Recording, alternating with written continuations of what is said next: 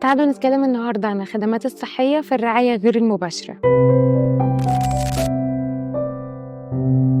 مساعد الخدمات الصحية ليه دور مهم جدا في النظام الصحي، وبيتعامل مع المرضى بشكل غير مباشر، ودوره بيشمل تجهيز الملفات الطبية وترتيب الأدوات الطبية وتعقيم المعدات، وبيساعد كمان في تجهيز الغرف للمرضى، وبيتأكد إن كل حاجة جاهزة للدكتور، وده بيخلي العملية الطبية أكتر كفاءة وسرعة. كمان بيهتم بمراقبة المعدات، وبيتأكد إن كل المعدات شغالة بشكل صح، وده بيضمن إن النظام الصحي ماشي بسلاسة وكفاءة، وبيضمن إن المرضى في أفضل رعاية. مساعد خدمات صحية بيساعد في توجيه المرضى وعائلاتهم لأماكن الفحص والعلاج، وبيشرح ليهم معلومات أولية عن الإجراءات الطبية وإزاي بيتم التحضير ليها، وبيوفر الدعم في حالات الطوارئ وتجهيز الأدوات اللازمة بسرعة.